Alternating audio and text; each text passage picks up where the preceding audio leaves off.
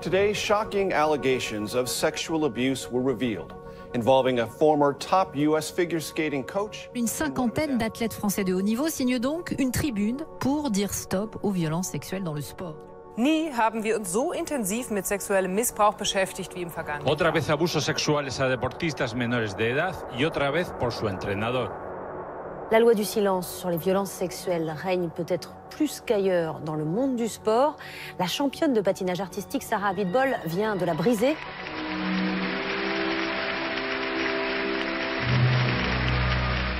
Les plus beaux palmarès cachent parfois des blessures profondes. Depuis peu, les révélations d'agressions sexuelles se multiplient dans le sport. Ça fait maintenant quelques jours que j'arrive à dire ce mot si honteux, si horrible. Et quel mot? Ce mot, c'est que j'ai été violée à l'âge de 15 ans. D'anciens athlètes ont décidé de dévoiler la face cachée du sport. Face à eux, se dressent des fédérations qui refusent de reconnaître leurs torts. J'ai essayé de parler au sein du club, du président. J'ai essayé de parler au ministère. Toutes les portes se sont fermées. La parole se libère sur la planète entière. Dans la fédération de gymnastique américaine, Larry Nassar, le préparateur physique de l'équipe olympique, est accusé d'abus sexuels par 265 athlètes. I know now who you really are. A child molester and a master manipulator. More sexual abuse accusations were raised by a group of South Korean athletes. The former coach of Brazil's gymnastics teams has been accused of sexually assaulting dozens of young athletes. Athlétisme, natation, football, sport individuel et sport collectif, amateurs ou professionnels, toutes les disciplines sont touchées. Ceux qui font gagner des médailles aux athlètes sont parfois leurs bourreaux. C'était un héros. Tout le monde l'admirait. Qui allait me croire? Je n'étais qu'une petite fille. C'est comme une bombe à retardement, en fait. Mais ça ressort quand même un jour, c'est pour ça qu'il faut en parler. Fille ou garçon, avant ses 18 ans, un sportif sur 7 subit des violences sexuelles. Le prix que j'ai payé pour en arriver là était beaucoup trop élevé. Qui savait? En quoi le milieu sportif favorise-t-il de tels actes? Ce problème, ce n'est pas qu'une question de pédophilie. Autrement dit, il y a aussi une responsabilité du système sportif, dans les structures des clubs et des associations.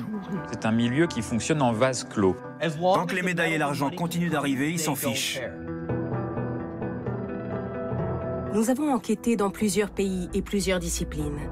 Nous avons cherché à comprendre les racines profondes de ce phénomène et pourquoi, des États jusqu'au Comité international olympique, personne ne semble pouvoir stopper cette tragédie.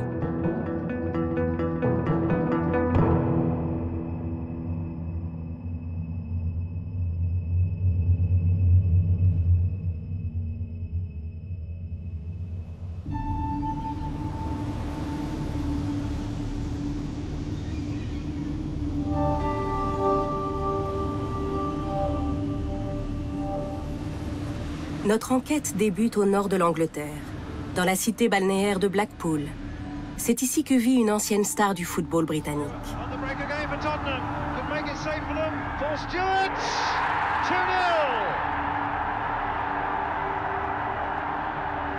Paul Stewart était un joueur de première ligue. Il a joué en équipe nationale. C'est un footballeur qui a réussi.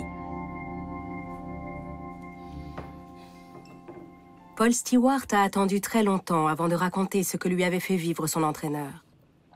Jusqu'à ce matin de l'automne 2016, où il a lu un article dans le quotidien The Guardian. Un ancien footballeur, Andy Woodward, y raconte les abus que son entraîneur lui a fait subir quand il était jeune.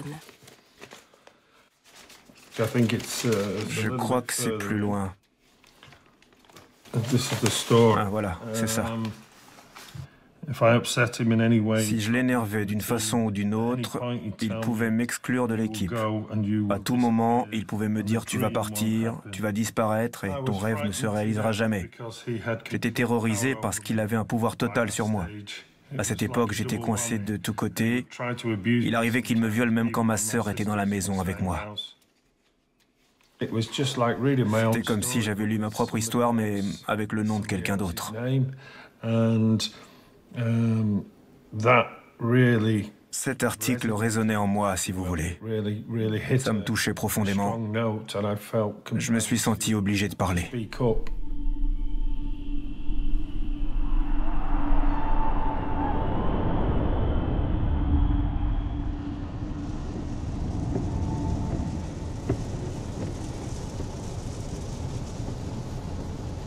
Paul Stewart a été violé par son entraîneur de l'âge de 10 ans à l'âge de 14 ans.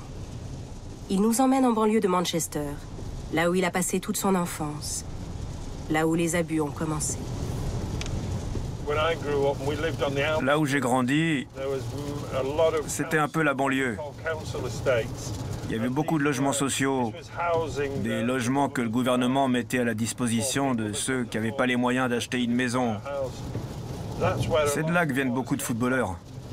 Ils viennent pas de familles riches. L'enfance de Paul Stewart est heureuse. C'est le milieu des années 70. La crise économique et les années Thatcher ne sont pas encore là. Dès que j'ai pu marcher, j'ai tapé dans un ballon. Je jouais au foot dans la rue avec mes frères et mes copains. J'étais à l'époque un des enfants parmi les plus heureux et les plus chanceux. Le jeune garçon n'aime pas beaucoup l'école. Il préfère passer son temps sur les terrains de football, juste de l'autre côté de l'autoroute, à quelques centaines de mètres de son quartier.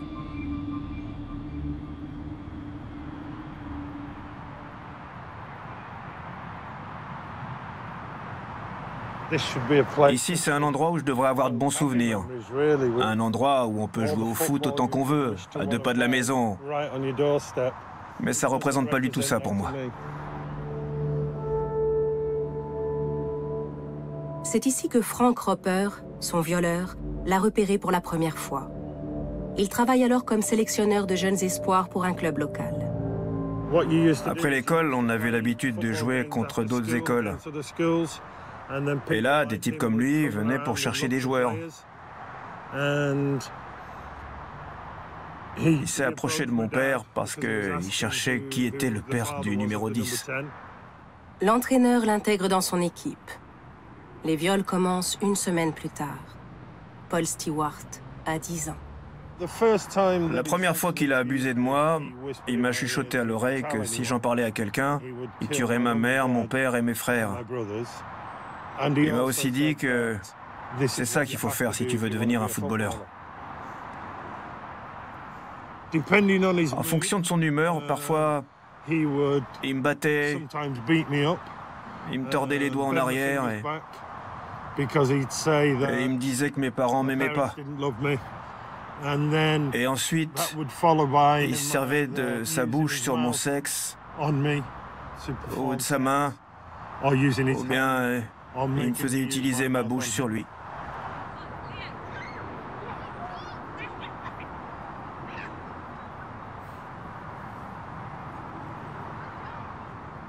Je m'évadais en rêvant que je jouais à Old Trafford, là où jouait Manchester United, ou à Wembley, où jouait l'équipe d'Angleterre. C'était ma façon de me dissocier de ce qui était en train de se passer.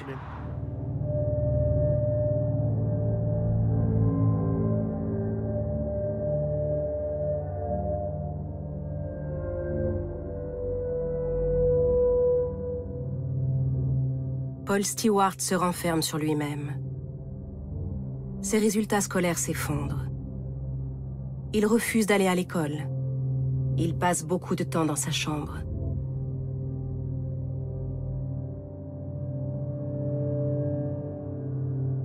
En quelques mois, l'enfant joyeux qu'il était est mort.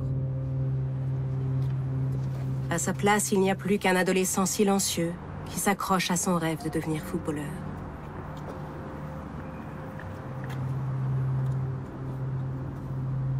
Ça a l'air tellement petit maintenant. Tout a l'air tellement plus petit. Ma chambre était à l'arrière. La fenêtre au-dessus, c'était la chambre de mes parents. Il venait dans ma chambre. Il dormait dans ma chambre. Il était comme un oncle éloigné, assis sur le canapé, qui regardait la télé, qui dormait chez nous.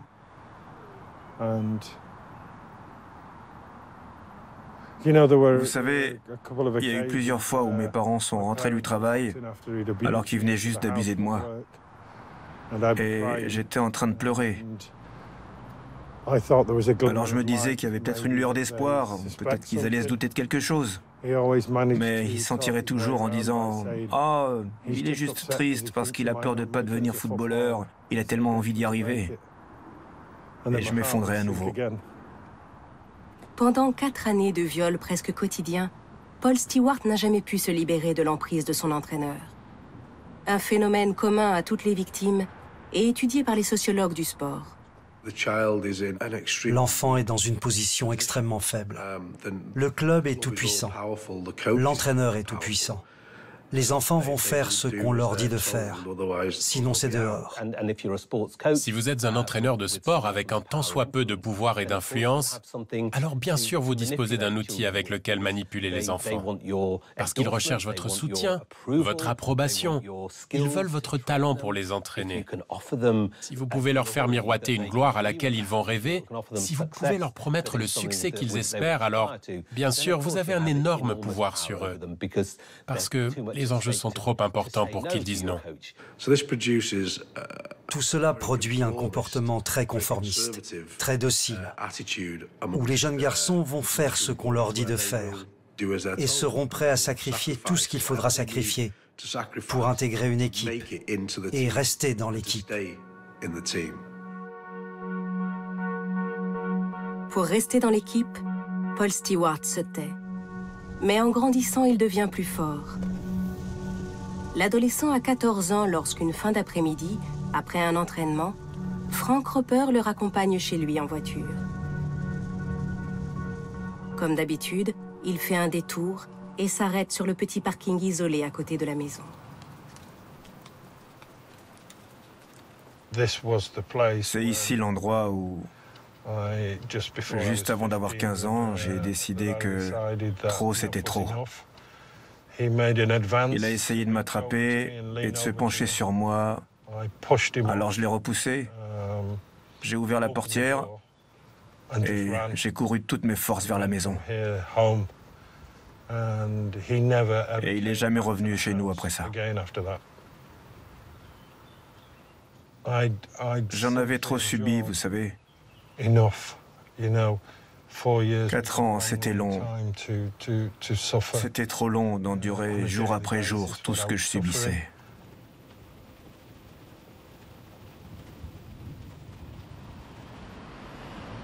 Au Royaume-Uni, l'histoire de Paul Stewart est loin d'être la seule dans le sport de haut niveau.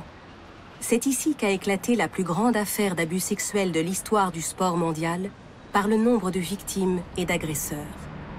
Et elle n'est toujours pas terminée. À l'automne 2016, pendant plusieurs semaines, les révélations de centaines de cas d'agressions sexuelles sur de jeunes footballeurs ont fait la une des médias et glacé le pays. À l'origine du scandale, il y a un article de presse, celui qui a décidé Paul Stewart à parler. David Cohn est reporter au Guardian. Il fait partie de l'équipe des journalistes qui ont fait éclater le scandale. Dans cet article paru le 16 novembre 2016, le Guardian rapporte l'histoire d'Andy Woodward, 43 ans, ex-footballeur professionnel de niveau régional. Il raconte comment il a été violé par son entraîneur de l'âge de 11 ans jusqu'à 17 ans. L'article détaille sa vie ravagée, ses tentatives de suicide, ses 3 mariages, ses hospitalisations. Il pose une question aussi. Combien d'autres victimes ? L'interview d'Andy Woodward était vraiment un témoignage très fort.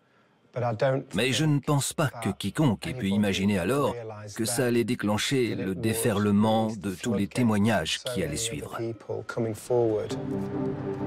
4 jours après l'article, un autre ex-footballeur, Steve Walters, dénonce avoir été abusé par son entraîneur.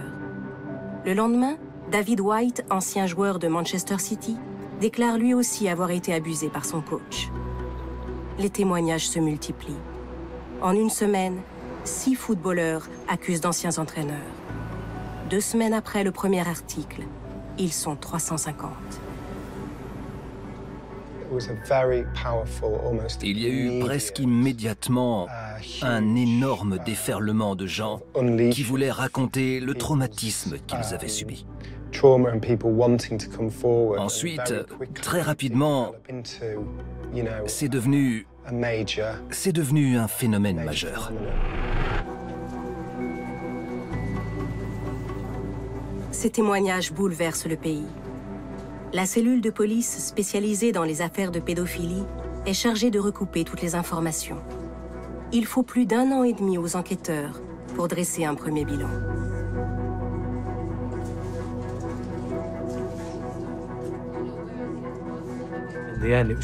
Au bout du compte, c'est presque 3000 affaires qui ont été signalées à la police en réaction à cet article initial sur Andy Woodward. Environ 300 suspects ont été identifiés. Certains étaient morts. Pour certains, il n'y avait pas assez de preuves pour les poursuivre. Mais pour la plupart, il y en avait et des procès sont en cours. 350 clubs de football sont impliqués, amateurs ou professionnels.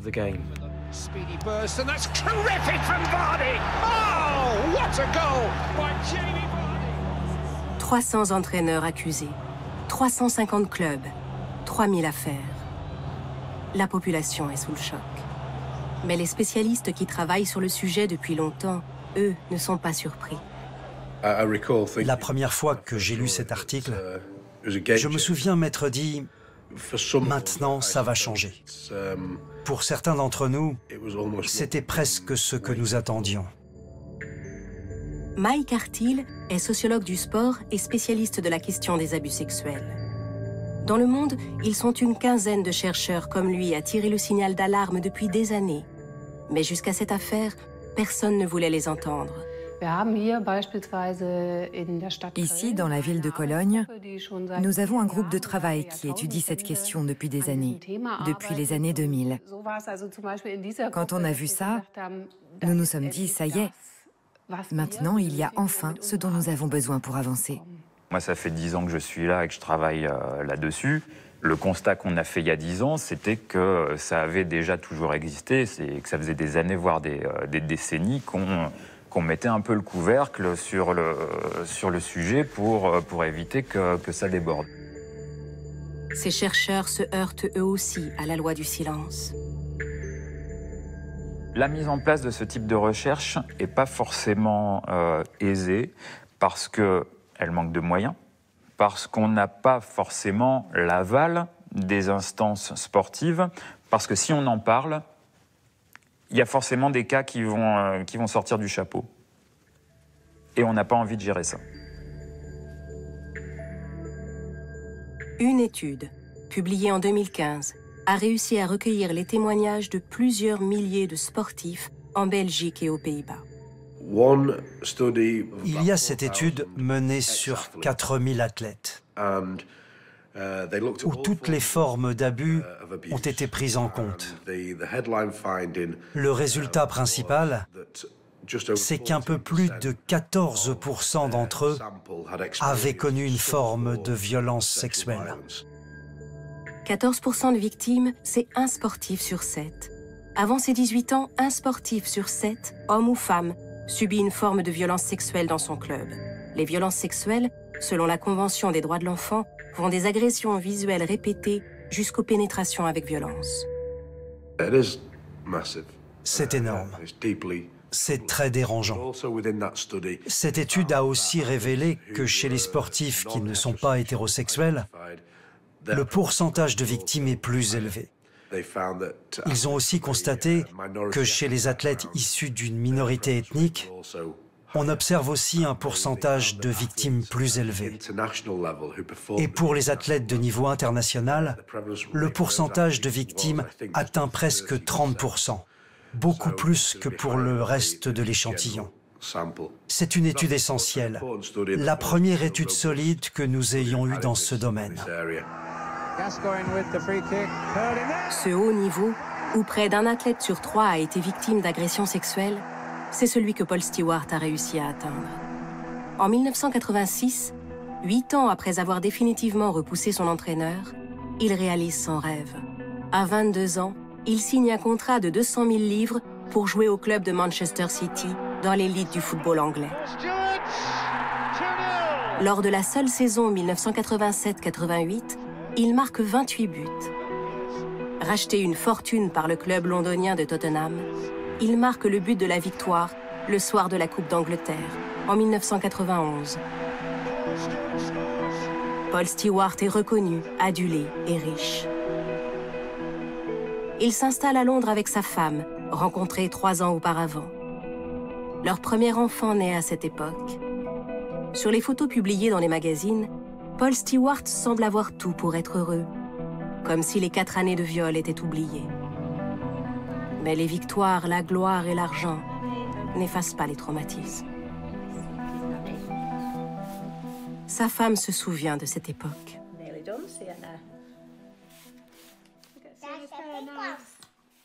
Il y a eu beaucoup de moments difficiles, en particulier dans les premières années.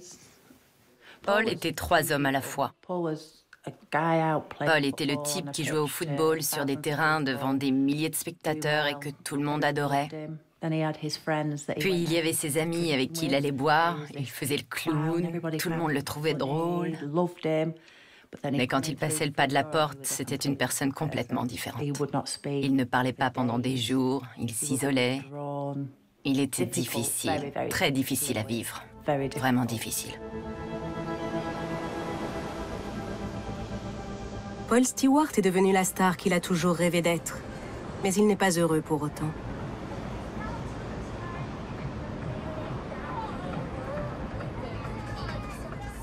En fait, tout a commencé dans une boîte à Londres. Je faisais la fête avec des membres de l'équipe et quelqu'un m'a offert un comprimé. Je ne savais pas trop ce que c'était à l'époque. C'était de l'ecstasy. Juste après avoir pris ce comprimé, j'ai ressenti une euphorie. Je ne sais pas comment vous dire, comme jamais auparavant. J'étais tellement heureux. Et puis, je suis devenu accro à l'ecstasy et à la cocaïne. À l'époque, j'étais dans une telle dynamique d'autodestruction que plus je buvais, plus je prenais de drogue, plus j'en avais besoin pour atténuer la douleur.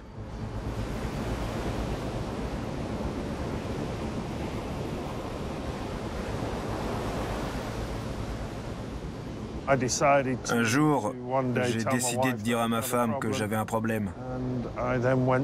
Et je suis allé dans un centre de désintoxication et j'ai consulté pour mon addiction. Je savais que si je ne le faisais pas, j'allais pas faire long feu. C'est sûr. Après 1 an de cure de désintoxication, Paul Stewart arrête sa carrière de footballeur.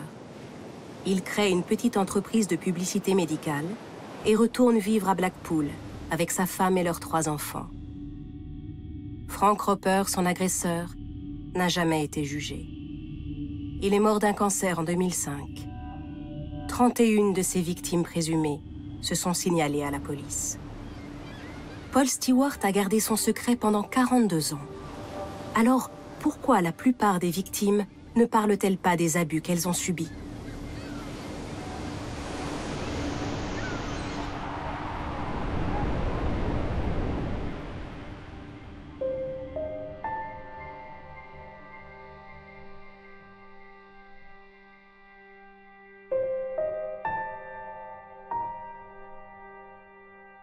Dans la banlieue de Madrid, une ancienne championne de gymnastique a accepté de nous raconter comment les victimes s'enferment dans le silence. Gloria Viceras a été gymnaste et a participé aux Jeux Olympiques. Il aura fallu 36 ans pour qu'elle réussisse à parler. Allez, au travail, s'il vous plaît. J'éprouve des sentiments contradictoires. L'odeur, la poussière, la magnésie. Mon expérience de la gymnastique ne fut pas heureuse. Je n'avais pas le droit de lever les yeux. Je devais garder la tête baissée. Régulièrement, elle anime des ateliers de prévention des violences sexuelles dans le sport. Aujourd'hui, elle s'adresse à des jeunes filles pour leur apprendre à dire non et à ne pas devenir prisonnières du silence. Aujourd'hui, nous allons faire un atelier de prévention, d'accord? C'est un atelier pour que vous appreniez à vous protéger. Qu'est-ce que vous pensez de ce dessin? Vous pensez qu'il pourrait la tenir d'une autre manière? Oui, oui. Et comment est-ce qu'il pourrait la tenir? Par là, par la taille. Par là, oui. Il lui touche les fesses, non?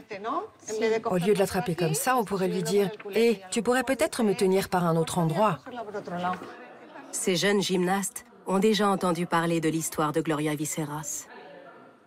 Qu'est-ce que vous savez? Elle a souffert d'abus sexuels. Eh ben, ça me paraît pas bien parce que quand tu fais du sport, c'est pour te sentir bien. Pas pour qu'on te fasse du mal.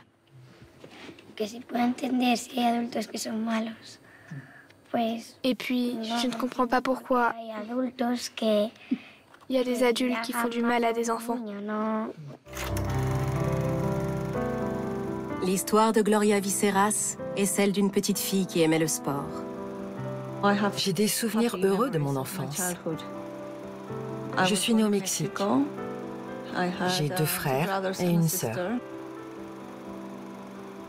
Mes parents m'ont raconté qu'ils m'avaient emmenée voir les Jeux Olympiques de Mexico en 1968 et que je ne voulais pas sortir du gymnase. C'est à ce moment-là que je suis tombée amoureuse de ce sport. Après ça, j'étais tout le temps la tête en bas, sur le canapé, à faire la roue et des acrobaties. Lorsque toute la famille retourne vivre en Espagne, ses parents l'inscrivent à un club de gymnastique.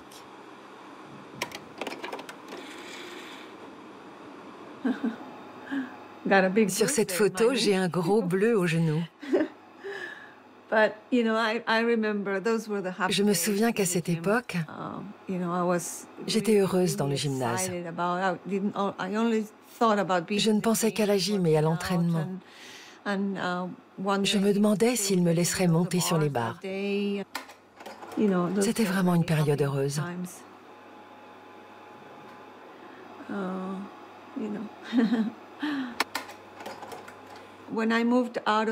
Quand j'ai quitté mon premier club de gymnastique, je suis allée au Centre national d'entraînement. Je devais avoir 11 ans probablement, 10 ou 11 ans. Je crois que je commençais tout juste à travailler avec l'entraîneur. L'entraîneur est la star espagnole de la discipline, Jesús Carballo. Vous savez, il était très charmant. Il avait été un très bon gymnaste. Nous nous sentions à part parce qu'il faisait attention à nous. Mais ensuite, ces choses étranges ont commencé à se produire. C'était très subtil, très lent. Il nous a en quelque sorte isolés du reste du monde. Et il nous interdisait de parler avec les garçons dans le gymnase et aussi avec nos frères et sœurs. Puis il a décrété que nos parents étaient méchants. Il contrôlait tout ce que nous mangions. Il contrôlait notre sommeil. Il contrôlait tout.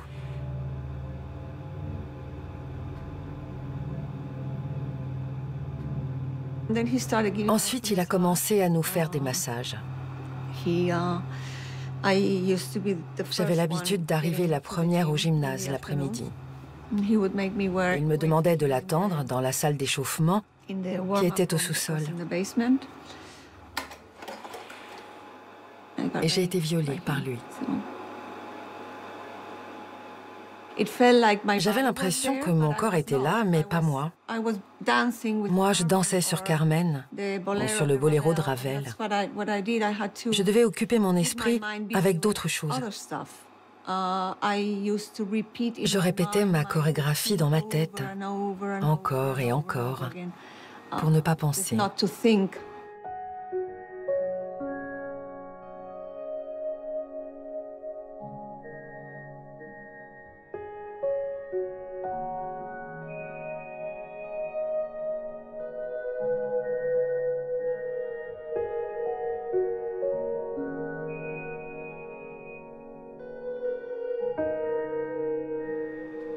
Je me sens très triste, parce qu'on peut voir dans les yeux à quel point j'étais triste et mal. Ce n'est pas de la concentration. C'était ma première rencontre internationale et je n'étais pas censée être comme ça. J'étais censée être heureuse de concourir pour mon pays.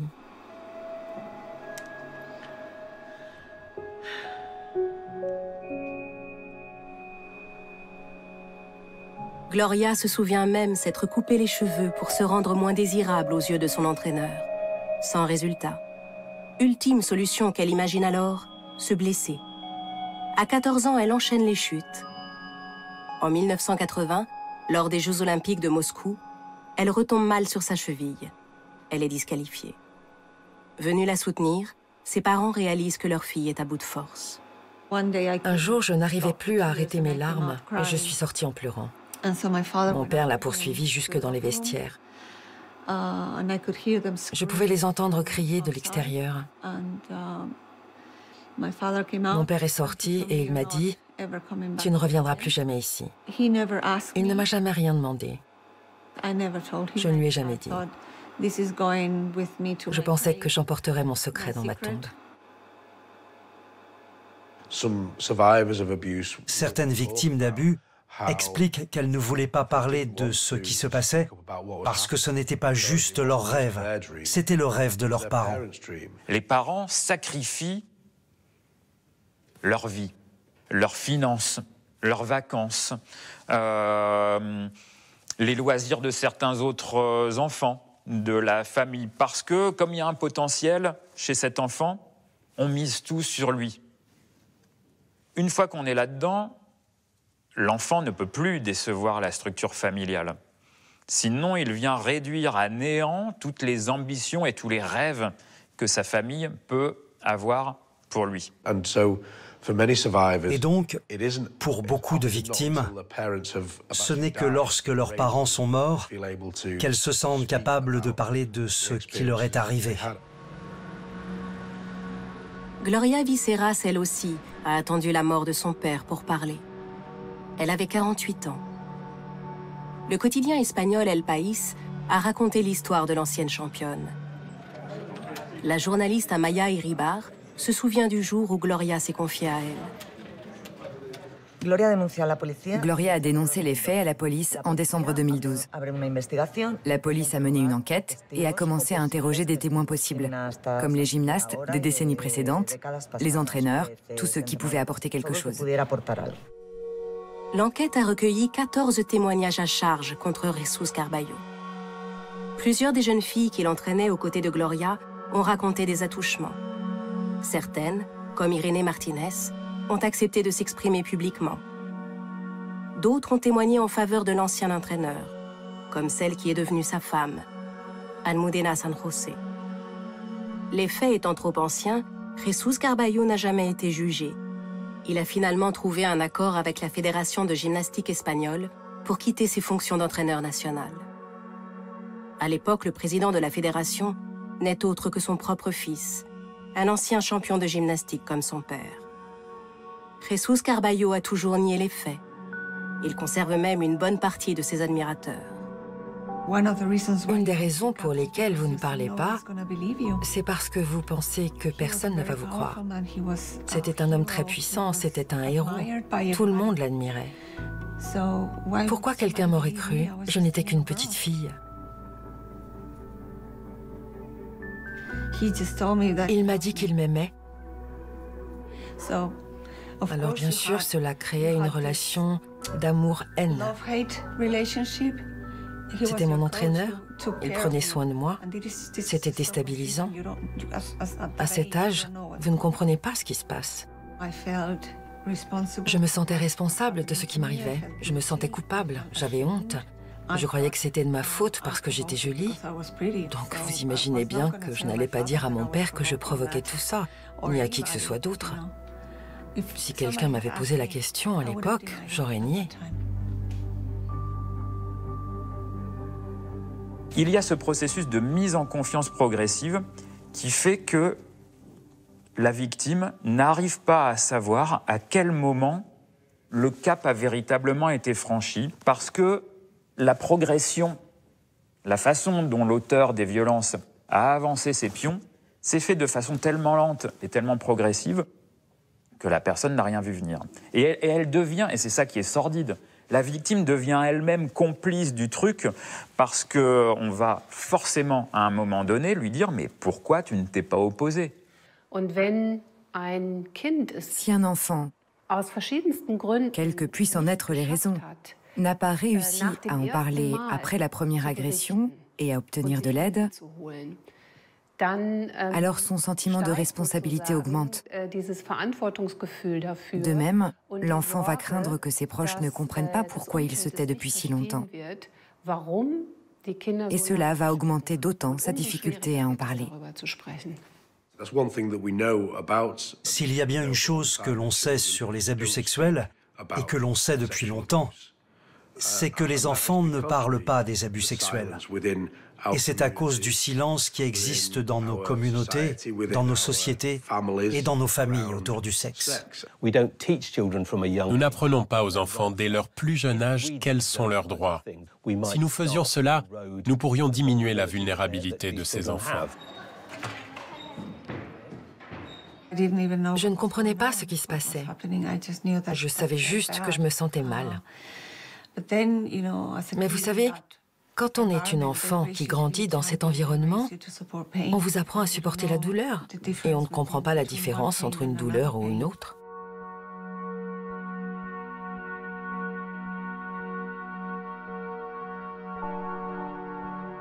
Le corps est évidemment au centre de tout parce que pour les sportifs, le corps constitue une sorte de machine à performer. C'est leur outil. J'entretiens mon corps et je l'utilise d'une certaine façon pour obtenir ce que je veux. Et à partir du moment où on utilise son corps pour obtenir ce qu'on veut, dans quelle mesure j'accepte qu'une personne vienne, entre guillemets, maltraiter mon corps en l'étirant, en l'écartant, en lui faisant prendre des positions qui sont totalement inconfortables, qui sont véritablement douloureuses. Mais il faut que j'accepte ça de mon corps et des autres qui vont agir sur mon corps pour que je puisse espérer être médaillé. Donc forcément, le sportif apprend dans le cadre de sa formation et de son entraînement à non seulement se soumettre, mais à laisser l'autre utiliser son corps.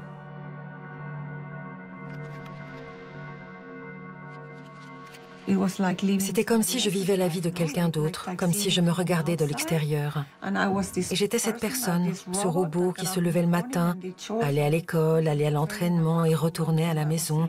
Et c'était tout. C'était comme si je ne savais plus ce qu'était mon rêve. C'était le rêve de mon entraîneur, d'un tel ou d'un tel. Le rêve de tout le monde, sauf le mien. Pour les victimes, briser le silence est une libération. C'est aussi indispensable pour commencer à soigner le mal qui a été fait. Mais pour la famille des victimes, cela peut parfois coûter très cher. Lors de notre visite en Espagne, Gloria recevait une amie pour le week-end.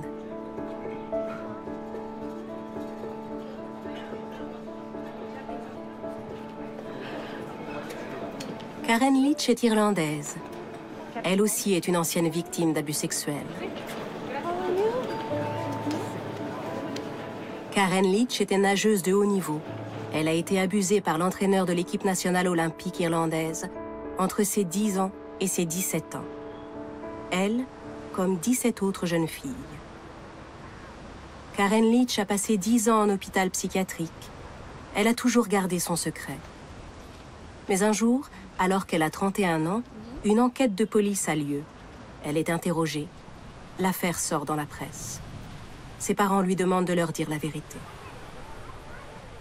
Après le procès, et que j'ai suivi toute la procédure judiciaire, il y a eu différents articles dans les journaux.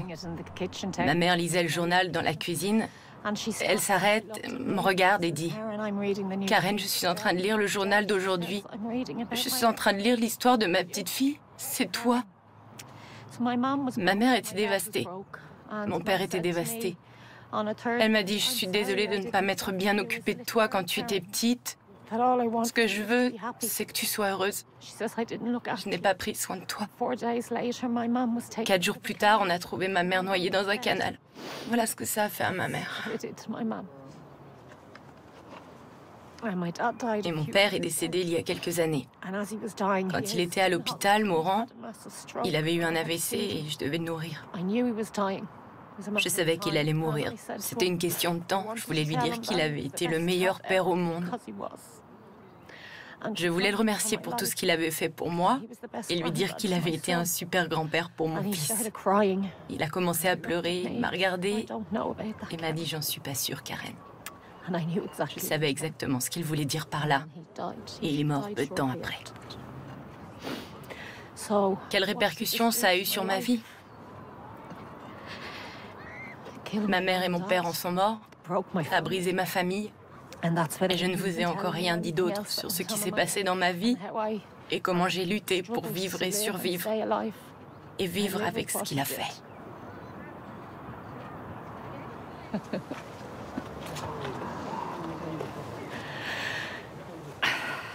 Et Gloria est comme moi. Nous avons de bonnes raisons de ne pas vouloir que d'autres enfants connaissent une vie comme la nôtre.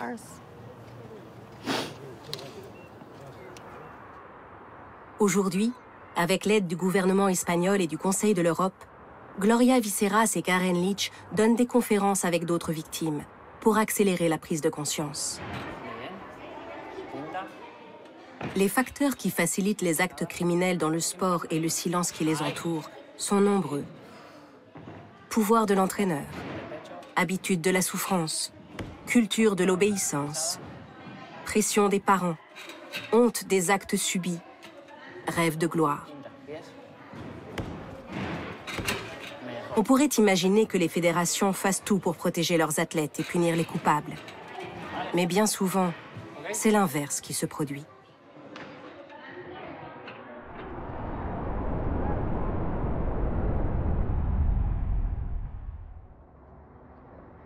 Certaines fédérations pratiquent la dissimulation des faits et la protection des agresseurs.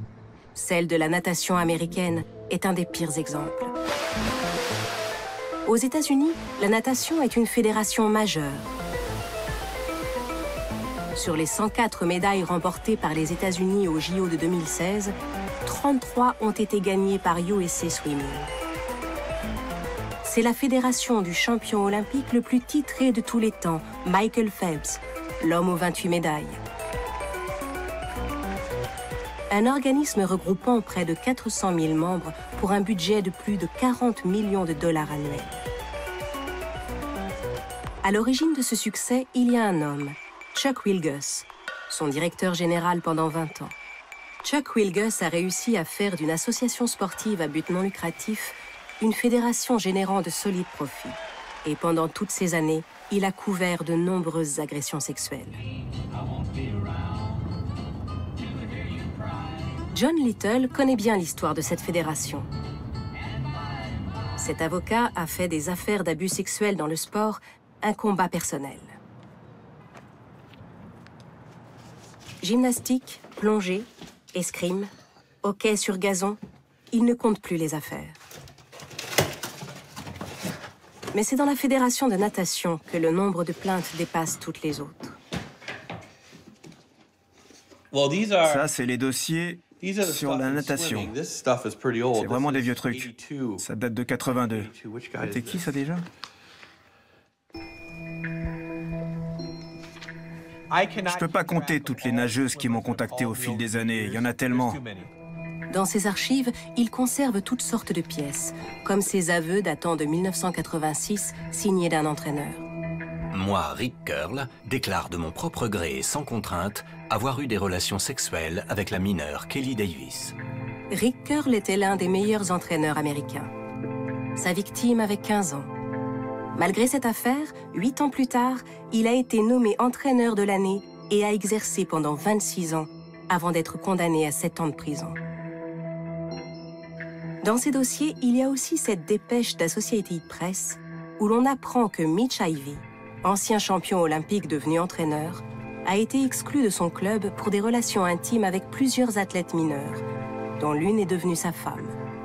USA Swimming ne l'a banni de ses rangs qu'en 2013. Sean Hutchinson, George Gibney, Jack Nelson, Charles Arabas.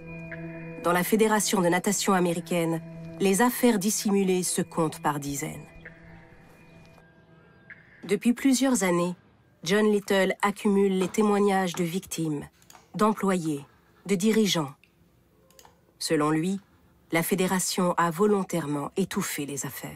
Ce qui aurait dû se passer et qui n'est jamais arrivé, c'est que lorsqu'un enfant vient vous voir pour signaler une agression sexuelle, vous appelez immédiatement la police. Vous ne faites pas votre propre enquête. Vous appelez la police et c'est la police qui mène l'enquête. Mais USA Swimming ne voulait pas que la police soit appelée. Il ne voulait pas que les flics arrivent et disent « C'est fou, regardez l'histoire de cet entraîneur, 10 filles l'accusent ». Ils voulaient éviter ça et réduire leur exposition, réduire les risques. Et pour ça, les enfants devaient se taire. Chaque fois qu'une fédération ne prend pas de mesures de précaution, elle met en danger d'autres athlètes. C'est ce qui est arrivé à Jency Thompson, dont John Little est l'un des avocats. Cette ancienne championne de natation est désormais conseillère pour les victimes d'abus sexuels à San José, en Californie. Elle nous raconte être restée sous l'emprise sexuelle de son coach de l'âge de 13 ans à l'âge de 20 ans. Elle considère que ce qu'elle a subi aurait pu être évité si la fédération avait écarté son entraîneur qui avait déjà fait une victime. Elle était plus jeune que moi, à quelques mois près. Je nageais avec elle. J'ai vu, nous avons tous vu les comportements de harcèlement. Et puis tout à coup, elle a arrêté de nager. Mais elle a arrêté de nager parce qu'elle était allée voir la police. La plainte déposée par cette autre nageuse était connue du USA Swimming, comme le montre ce courrier de l'assurance de la Fédération. Nous sommes face à un cas d'agression sexuelle. Un courrier qui date de l'année 2001, et pourtant jusqu'à aujourd'hui, la Fédération de natation n'a pris aucune mesure contre l'entraîneur accusé.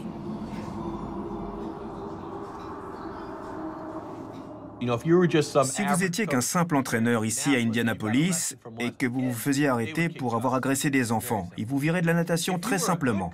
Mais si vous étiez un bon entraîneur, comme par exemple Sean Hutchinson ou Everett Uchiyama ou Rick Curl ou Mitch Ivey ou un autre, si vous étiez un entraîneur qui générait des médailles et de l'argent pour eux, ils traitaient votre plainte différemment. Ils envoyaient votre plainte à une sorte de cour de justice interne, ou alors ils étouffaient l'affaire tout simplement.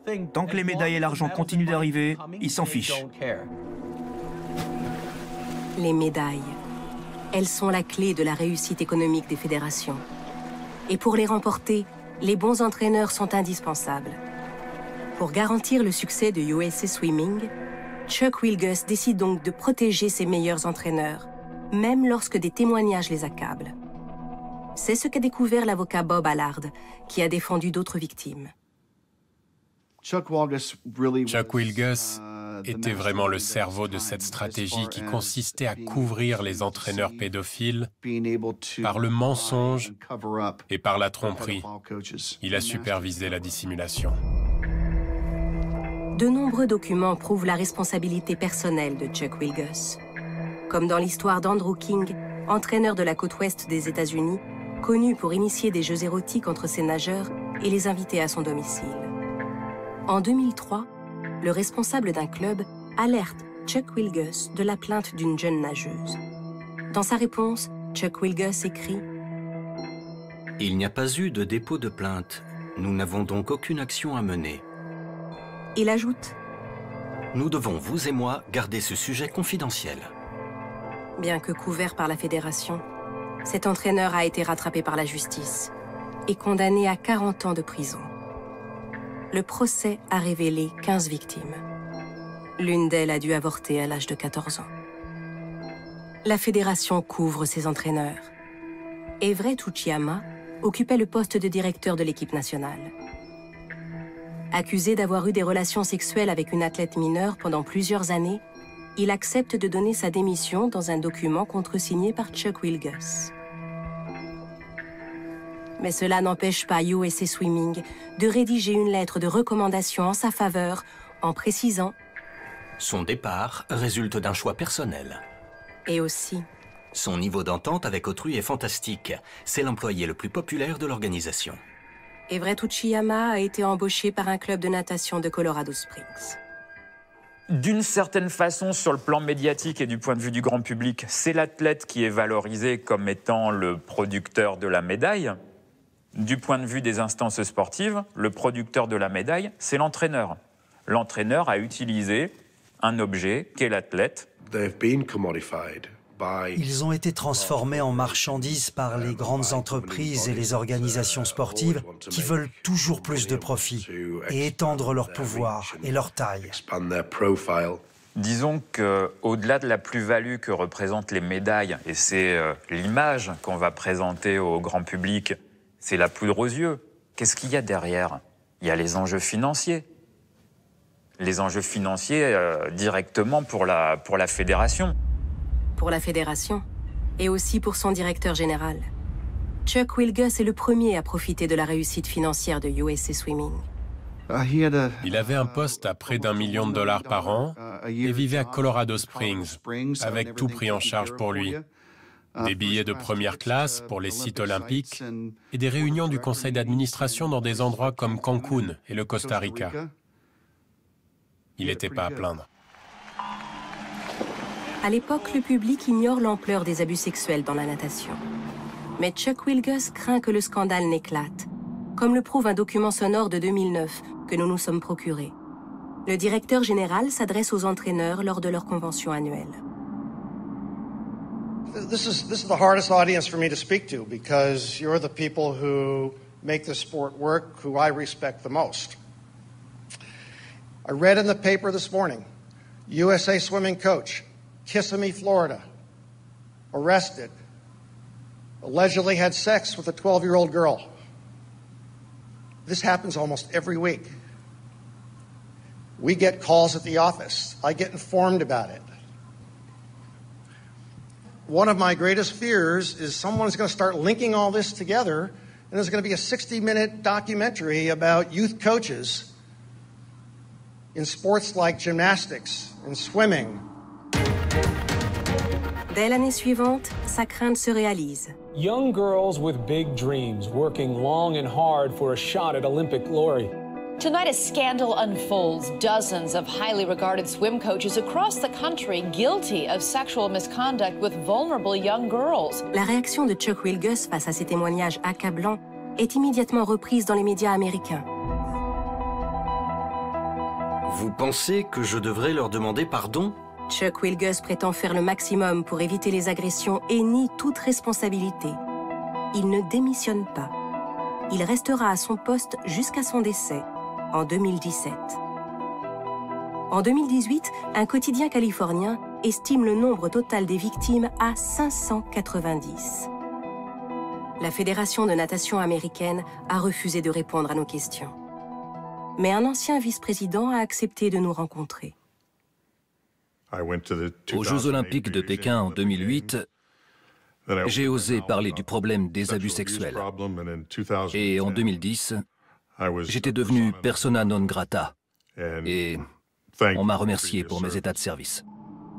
Ce que nous apprend cet ancien dirigeant, c'est qu'à l'époque, USA Swimming ne s'est pas contenté de protéger des agresseurs.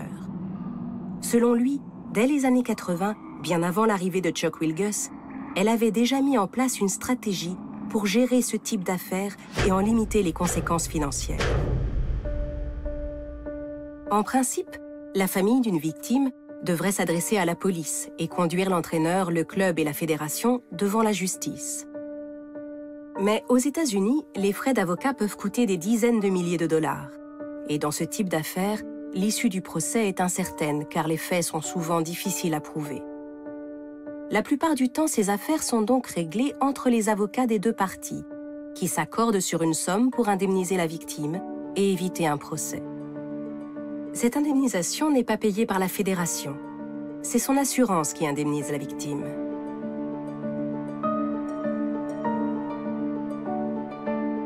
En 1988, USA Swimming crée sa propre compagnie d'assurance, USIC, qu'elle domicilie à la Barbade, une île des Caraïbes. En cas de soupçon de violence sexuelle, USA Swimming récupère tous les documents relatifs à l'affaire et les envoie à la Barbade. Pourquoi? Selon Mike Salstein, un des buts est de les rendre inaccessibles pour un juge américain au cas où la justice serait saisie. Alors qu'une compagnie d'assurance américaine peut recevoir une assignation à comparaître de la part d'un tribunal américain et doit produire les documents qu'on lui réclame, il n'existe pas de tribunal aux États-Unis ayant compétence sur la Barbade.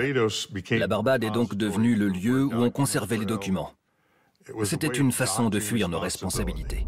Mais la multiplication des affaires de violence sexuelle devient vite problématique. USSIC a constaté l'augmentation des plaintes pour abus et agressions sexuelles. C'est même rapidement devenu le troisième des sinistres les plus coûteux pour l'assurance de USA Swimming. Et il est devenu évident que nous devions réduire l'exposition de USIC face à ce type de plainte.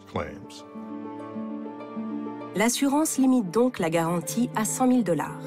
Et pour pouvoir toucher cette somme, les familles doivent signer un accord de confidentialité et renoncer aux poursuites judiciaires. Ils ont donc créé une indemnisation plafonnée à 100 000 $ en espérant que tout le monde, tous les enfants se plaignant d'une agression, prendraient ces 100 000 $ et renonceraient aux poursuites. Et en gros, ça a bien fonctionné jusqu'en 2007 ou 2008. Ils se débarrassaient des plaintes pour une centaine de milliers de dollars. Les victimes auraient pu avoir plus en allant en justice? Des millions. C'est pas aisé d'évaluer le montant d'indemnisation pour un tel préjudice, mais c'est certainement plus qu'une centaine de milliers de dollars. Que pensiez-vous de ce système? C'est le système approprié pour une compagnie d'assurance. C'est une bonne manière de se protéger pour une compagnie d'assurance. C'est une mauvaise manière d'agir pour sa société mère.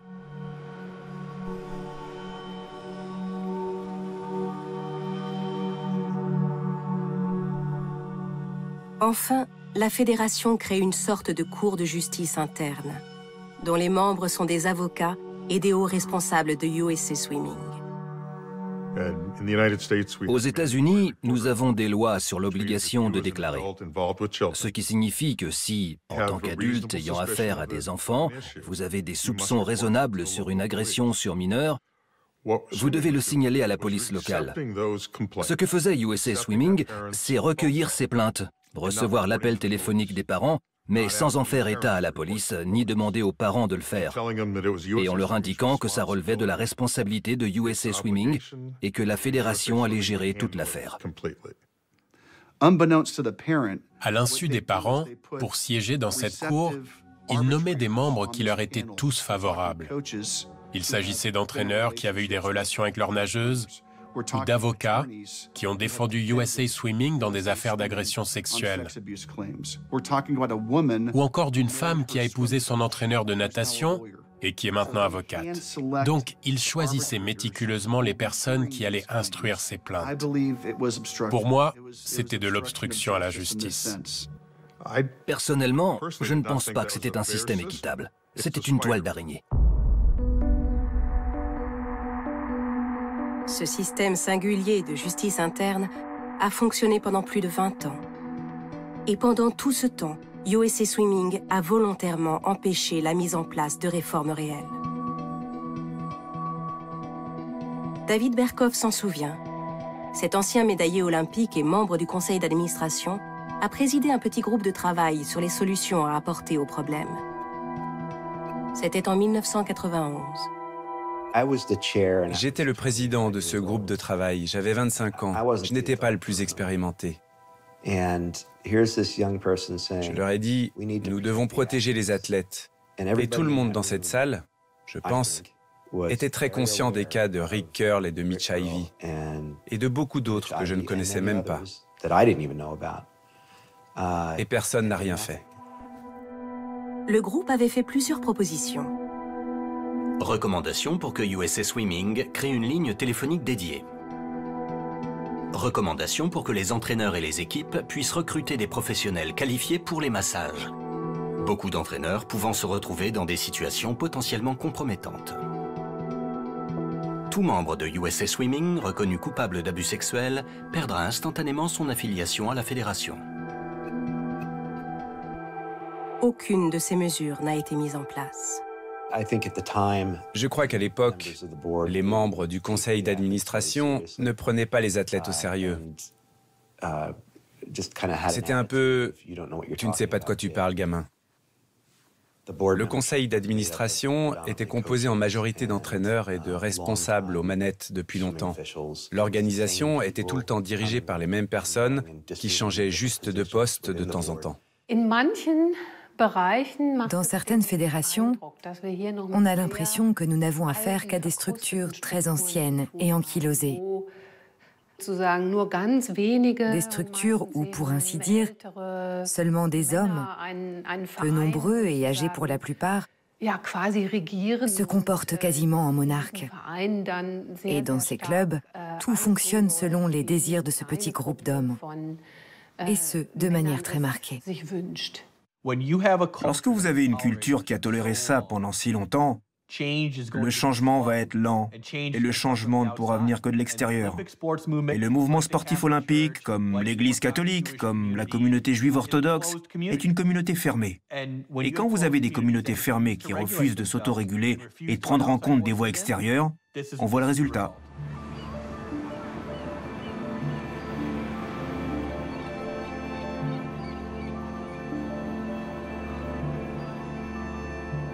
Pour limiter le nombre de procès, la Fédération américaine de natation est allée encore plus loin. Jency Thompson en a fait l'amère expérience. Tout a commencé lorsqu'elle a voulu déposer plainte. Comme beaucoup de victimes, il lui a fallu des années pour réaliser ce qu'elle avait subi et se tourner vers la justice. À l'époque des premiers attouchements, elle avait l'âge de ses enfants aujourd'hui. C'est très important pour moi de leur permettre d'avoir une enfance, car à l'âge de mon fils, je n'en ai pas eu. À ce moment-là, on commençait déjà à me la voler. Jency Thompson a dû faire un long travail pour rassembler, l'une après l'autre, les pièces de sa mémoire. Quand elle y est arrivée, il était trop tard. En Californie, il existait un âge maximal au-delà duquel sa plainte n'était plus recevable. Bob Allard a été son avocat. Ici, en Californie, vous avez jusqu'à l'âge de 26 ans pour intenter une action civile. Et je crois qu'elle avait 28 ans. Elle avait dépassé le délai depuis juste 2 ans. Alors, Jency Thompson a essayé de changer la loi. Tout a commencé par une réunion tout près d'ici. Jency et moi sommes allés au bureau du sénateur sans le connaître et sans qu'il nous connaisse. Il était bienveillant. Le courant est bien passé entre nous. Il a soutenu un projet de loi qui devait faire passer l'âge de la prescription de 26 à 40 ans. Le projet de loi s'appelait SB 131. Et le 7 mai 2013, le sénateur Jim Beall, Jency Thompson ainsi que d'autres victimes, notamment d'ex-gymnastes, prennent la parole devant le Sénat de Californie. Jency Thompson, I currently have an ongoing litigation against USA Swimming. My coach did molest me for many, many years, and I am in support of SB 131 as well. Thank you. Other witnesses in support? Ils sont donc venus à l'audience pour soutenir le projet de loi qui étendait la prescription. The whole club's here came from all over the place to come to this meeting because they don't have justice. They just want justice. They all sat in the front row. Les autres étaient assis au premier rang. Et comme aux Jeux Olympiques, ils se tenaient tous la main pour soutenir la femme qui témoignait. I was 8 or 9 years old the first time I felt dread. My coach was reaching into my leotard, under it, and sticking his fingers into my vagina. Elle a eu beaucoup de mal à monter sur scène et à parler. Il lui était très difficile de raconter son histoire. Vous semblez ému. Oui, tout à fait. Mais la loi est bloquée. 5 mois plus tard, Jerry Brown, le gouverneur de Californie, pose son veto. Et ce que découvrent alors les victimes, c'est qu'un travail de lobbying intense a été mené pour y parvenir. Parmi les opposants à la loi, il y avait l'Église catholique de Californie et des représentants de USA Swimming. Gene Urban. I represent USA Swimming. We represent over 300,000 swimmers and 10,000 swim clubs. We are opposed to the bill. Thank you. La natation, l'Église catholique et de nombreuses organisations qui ont eu des problèmes d'abus sexuels se sont réunies et ont dit « Nous ne pouvons pas repousser le délai de prescription, ça nous coûterait trop cher. » Il s'agit d'une loi qui, si elle avait été adoptée, aurait entraîné des milliards de dollars de dommages et intérêts payés par des entités comme USA Swimming et l'Église catholique. L'homme qui prend la parole pour USA Swimming travaille pour le cabinet de lobbying Nielsen & Merkshammer. La fédération a versé à son cabinet 90 000 $ pour bloquer la loi. J'ai été stupéfait de voir USA Swimming et ses entraîneurs se placer dans la même situation que l'Église avec les prêtres qui avaient abusé d'enfants. Le rapprochement était terrifiant. Cela me laisse parfois sans voix, parce que je ne comprends pas comment on peut faire taire les victimes et balayer les abus sexuels sous le tapis pendant tant de décennies, et que cette culture soit permise et acceptée. Et tout ça, c'est une question d'argent et de médailles. Au début de l'année 2020, la Fédération de natation américaine faisait l'objet de 2 enquêtes du FBI, d'une enquête des services fiscaux et d'une enquête du Congrès. USA Swimming apologizes, acknowledges, and deeply regrets the abuse suffered by children, athletes, and other participants in swimming programs. Cette fédération n'est pas la seule à devoir répondre de sa gestion des abus sexuels. Son président, Tim Hinchey, rejoint ceux de la Fédération de gymnastique, de volley-ball, d'haltérophilie, de patinage sur glace, de taekwondo et de bobsleigh. Certains d'entre eux risquent la prison et leur fédération d'être dissoute. Alors, si certaines organisations sportives ne font rien pour défendre leurs athlètes, que peuvent les pouvoirs publics?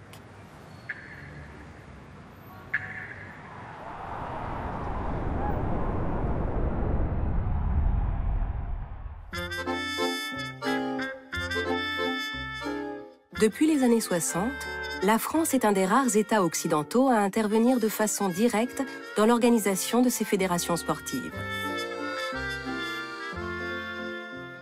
Je vous remercie, vous avez fait une très belle course. À l'époque, le général de Gaulle souhaite que l'État reprenne en main le sport français après les résultats catastrophiques aux Jeux olympiques de Rome de 1960. Pour aider et contrôler le travail des fédérations sportives, le gouvernement crée alors un corps particulier de fonctionnaires, les CTS, les conseillers techniques et sportifs.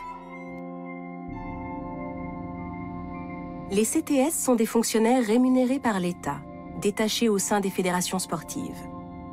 Aujourd'hui, la France en compte 1600. À l'intérieur des fédérations, ils peuvent être directeur technique national pour participer à la politique globale de la fédération, ou bien entraîneur national en charge des équipes de France, ou encore conseiller technique, responsable par exemple de la formation des futurs enseignants du sport.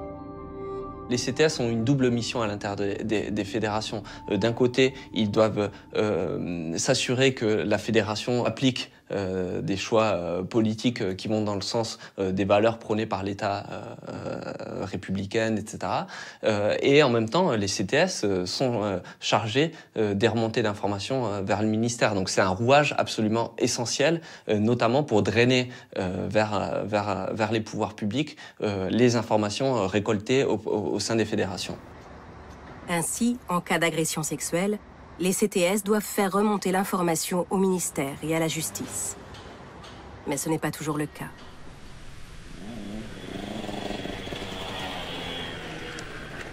L'histoire de Mélissa Bess en est un exemple. Dans les années 2010, elle était l'un des grands espoirs du motocross féminin français.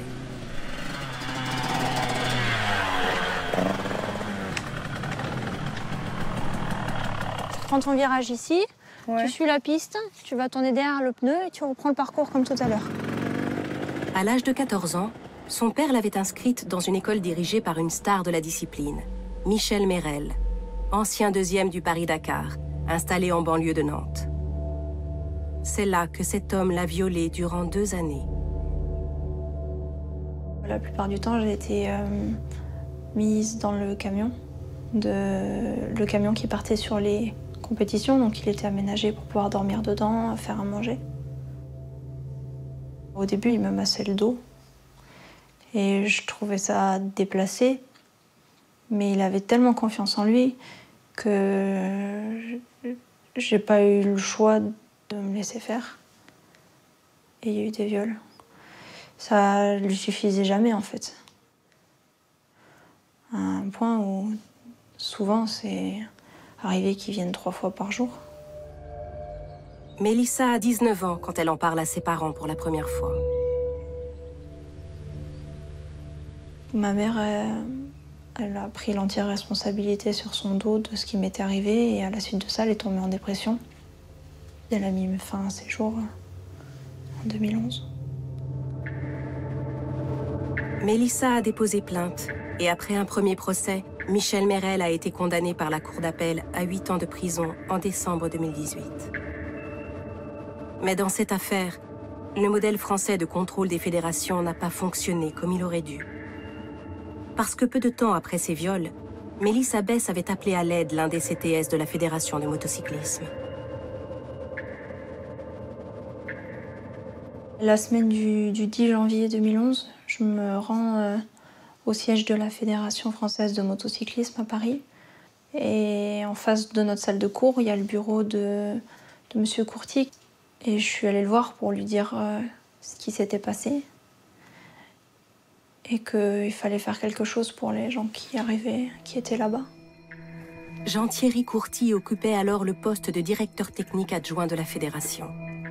Il avait l'obligation de prévenir immédiatement le ministère des Sports et la police. Qu'est-ce que vous savez de ce qu'il a fait de cette information? Rien. Il ne s'est rien passé. Les élèves ont continué à aller là-bas. Les filles qui étaient là-bas, ils les ont laissées là-bas. Marie est une de celles qui sont restées sur place. Ça a commencé quand j'étais en train de faire ma douche. Il me disait, bon voilà, quand tu sors de la douche, je vais te masser, etc. Et puis, on était dans le camion à ce moment-là. Et j'étais toute seule. Le camion, il est à l'opposé de tout le monde. Donc même si je criais, ça ne servirait à rien. Donc, mais je me suis laissée faire et voilà. Cette seconde agression a eu lieu 3 mois après l'alerte donnée au directeur technique national adjoint, Jean-Thierry Courty. Pour le procureur, la faute de ce fonctionnaire est inexcusable. L'article 40 du Code de procédure pénale impose que le fonctionnaire donne l'information au procureur de la République de tout délit ou tout crime dont il a connaissance. Il a aussi une obligation d'information de son administration. Je lui ai dit à l'audience que si ça ne tenait qu'à moi, eh bien, il aurait été assis sur le banc des accusés à côté de M. Merel. Si il avait révélé les faits au procureur de la République, eh bien, peut-être nous n'aurions pas une seconde victime durant ce laps de temps, cette période. Le procureur n'a pas poursuivi le fonctionnaire parce qu'au moment du procès de Michel Merel, les délais pour agir étaient dépassés. Jean-Thierry Courty n'a parlé de cette affaire ni à la police, ni à son ministère. En revanche, il a raconté les faits à Philippe Thiebaud, le directeur technique national, fonctionnaire comme lui, ainsi qu'au président de la fédération, Jacques Boll. Mais ils n'ont pris aucune mesure de précaution. Au contraire, à la fin de cette même année 2011, l'école Merel reçoit le label d'excellence sportive.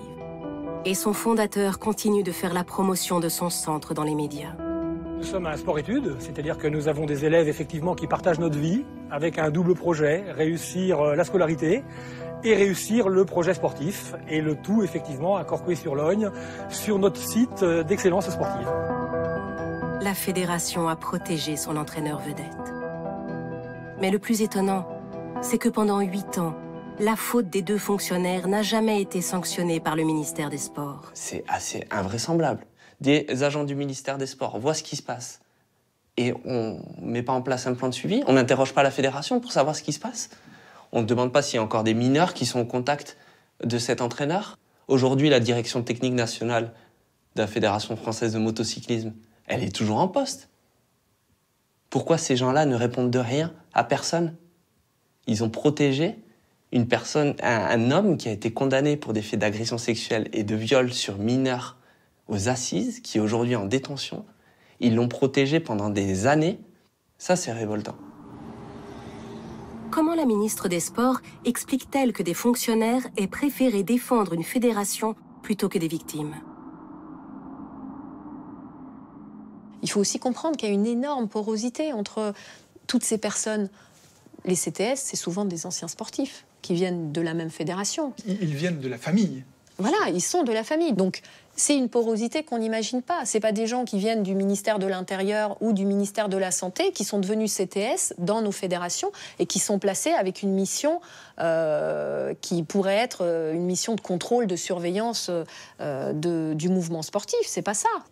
Ce sont des personnes qui sont intimement intégrées dans le monde fédéral. Après cette interview, la ministre a convoqué le président de la Fédération de motocyclisme et déclenché une enquête de l'inspection générale. Néanmoins, dans cette affaire, comme pour beaucoup d'autres, l'instrument d'aide aux victimes que représentent les CTS n'a pas fonctionné. Mais loin de chercher à l'améliorer, pour des questions budgétaires, le gouvernement français envisage de supprimer les CTS et de transférer leur mission aux fédérations sportives. Demain, si on supprime les CTS, comment l'État pourra-t-il avoir la garantie ou la certitude que s'il y a des dysfonctionnements graves sur des cas notamment d'abus sexuels dans des fédérations, il en sera informé? On n'a aucun dispositif de secours. Ministre des Sports de 1997 à 2002, Marie-Georges Buffet était issue de la société civile. Elle s'est souvent heurtée au pouvoir des fédérations, en particulier sur la question du dopage. Quand j'entends aujourd'hui parler de laisser, de détacher aux fédérations 1600 CTS, en fin de compte, ils n'auront plus les moyens, réellement, à un moment de dire stop, à un moment d'alerter, puisqu'ils seront en fait salariés subordonnés aux directions fédérales. Ben, quand vous êtes dans la famille, c'est dur de parler, c'est dur d'alerter, c'est dur de dénoncer, parce que vous êtes dans la famille. Sur le dopage, tout le monde savait. Et comme tout le monde savait, ben, tout le monde se taisait, puisque tout le monde savait. Donc c'est pareil, je pense que ça se sait dans les fédérations s'il y a telle ou telle violence faite à un individu, violence sexuelle, harcèlement, viol, etc. Ça se sait, parce qu'on est dans un espace trop étroit pour que ça soit ignoré. On se fréquente trop pour que ça soit ignoré. Donc il faut décider le coup de balai, il faut décider de prendre cette affaire à bras-le-corps, voilà. L'État pourrait supprimer l'une des rares armes dont il dispose. Mais il en existe une autre. Retirer aux fédérations fautives leur agrément, c'est-à-dire leur droit d'organiser des compétitions et de disposer de financement public. Autrement dit, une sentence de mort.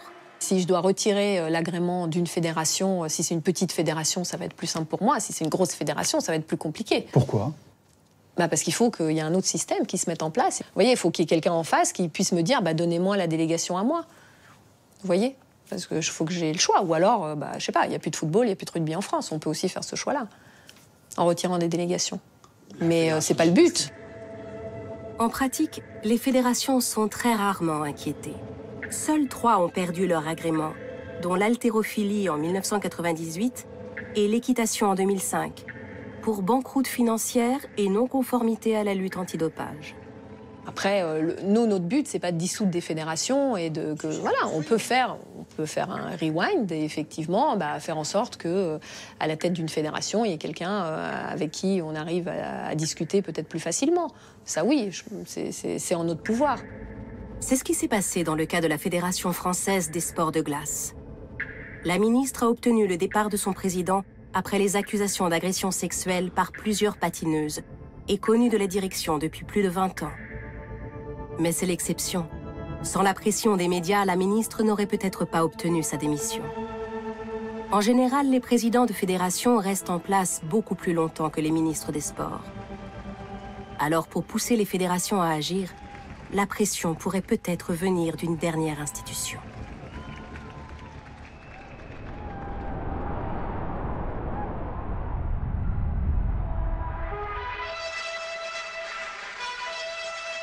Né en 1894, le mouvement olympique est aujourd'hui au sommet de la pyramide du sport, au-dessus des fédérations nationales et internationales. Tous les 4 ans, les Jeux olympiques d'été sont l'événement le plus important du sport mondial, réunissant plus de 11 000 athlètes venus de 206 pays. Un événement qui rassemble près de 4 milliards de téléspectateurs.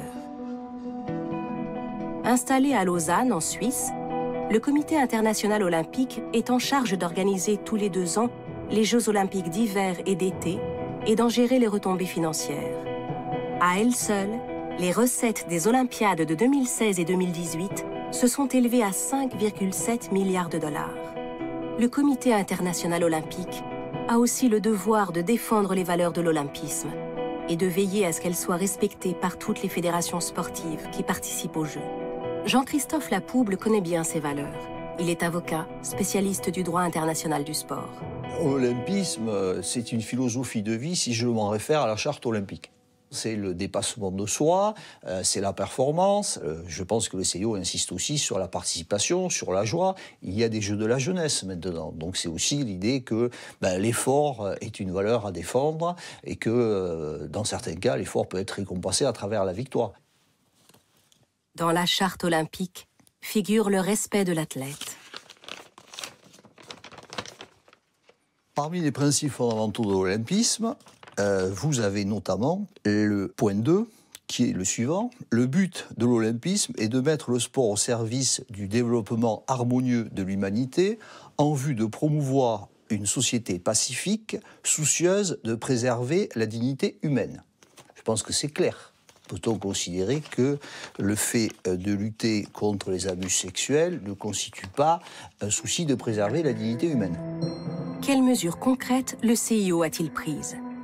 Pendant les Jeux olympiques, une personne référente sur ces questions est désormais à la disposition des athlètes. Pour le reste, le CIO se cantonne à publier des vidéos de sensibilisation.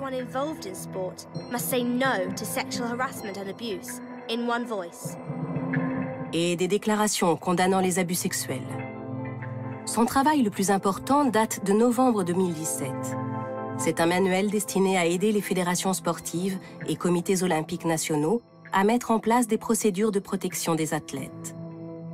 Un document de 60 pages, avec des conseils précis sur la prise en charge des victimes et l'éducation des athlètes et des encadrants. Comment le CIO vérifie-t-il qu'elles sont correctement mises en œuvre? Nous leur parlons. Nous parlons à toutes les fédérations internationales très souvent. Nous faisons des enquêtes. Parce qu'elles ne le font pas seules, nous les aidons. Il y a des gens sur le terrain qui demandent aux fédérations « Montrez-moi ce que vous avez fait ». Non, je veux dire, c'est plus amical que ça. Nous travaillons avec eux. Nous sommes en contact quotidien avec les fédérations et les comités olympiques nationaux. Y a-t-il une sanction qui peut leur être appliquée s'ils ne mettent pas en place ces mesures? Notre concept, c'est que nous obtenons de bien meilleurs résultats si nous travaillons avec ces personnes et les encourageons et qu'elles comprennent le problème dans leur contexte. Nous n'avons donc pas eu besoin d'en arriver à ce genre de décision de sanction. Jusqu'à présent, elles ont été très coopératives et nous allons de l'avant pour convaincre et aider les organisations sportives à mettre en place ces règles de protection. Alors je ne vois pas... Mais que se passe-t-il s'ils ne le font pas? Mais ils le font. Vous parlez de choses qui n'arrivent pas. Comme dans la gymnastique américaine? Je vous remercie. La natation américaine? Le taekwondo américain? Le CIO se limite à de simples recommandations. N'aurait-il pas moyen d'imposer des changements?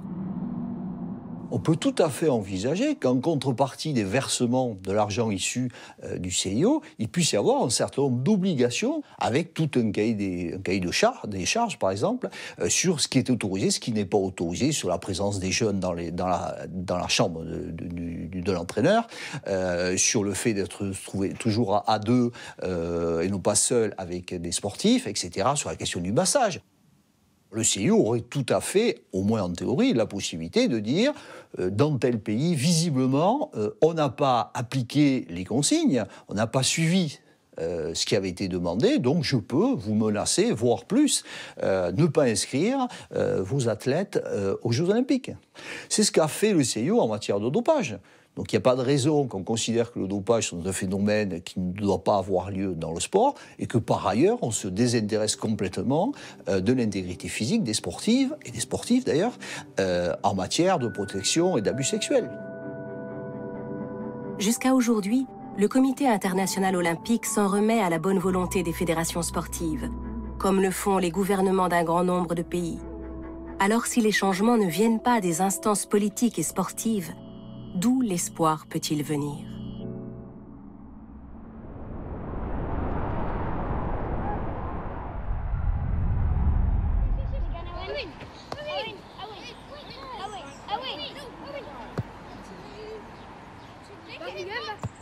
Nous terminons notre enquête là où nous l'avons commencée, au Royaume-Uni, sur un terrain de football. La vague de révélations récentes pourrait laisser penser que le pays est à la traîne dans la lutte contre les agressions sexuelles dans le sport. Au contraire, il a été l'un des premiers à développer des politiques s'attaquant au problème. Au Royaume-Uni, nous avons une politique de protection de l'enfant dans le sport depuis 2001. C'est à ce moment-là qu'on a introduit l'obligation d'avoir une personne référente sur la question des abus sexuels. Chaque fédération sportive qui reçoit des subventions de l'État doit avoir un responsable de ces questions. Une mesure qui s'applique au niveau de chaque club, tout comme l'interdiction des contacts physiques non justifiés, la vérification des casiers judiciaires des encadrants, salariés ou bénévoles, ou encore les règles de séparation des adultes et des enfants lors des déplacements ou sous les douches. Depuis 3 ans, comme ici en banlieue de Manchester, Paul Stewart a décidé de se consacrer entièrement à la lutte contre ce fléau.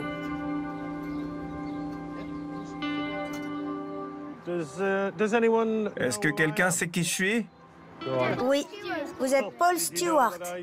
Vous savez que je joue au football? Ouais, vous avez joué à Liverpool. Je vais travailler avec votre club pendant les 2 années qui viennent. Je travaillerai avec vous les enfants et aussi avec tous les enfants de votre organisation. L'ancien champion aide aussi les entraîneurs à changer leur méthode pédagogique. Ça fait 12-13 ans que je suis entraîneur. J'ai commencé en criant beaucoup et je ne faisais pas du bon boulot. T'as tendance à entraîner comme on t'a entraîné. Mon père était l'un de mes entraîneurs, alors j'ai fait pareil. Je fais complètement l'inverse maintenant. J'ai suivi des cours et j'ai appris de nouvelles façons d'entraîner. Je suis beaucoup plus relax. C'est plus marrant pour moi, comme pour les gamins. À partir de là, ses enfants à lui et les enfants qu'il entraîne grandiront et entraîneront de la même manière. Et voilà pourquoi c'est très important. C'est un pas de géant, un changement de société.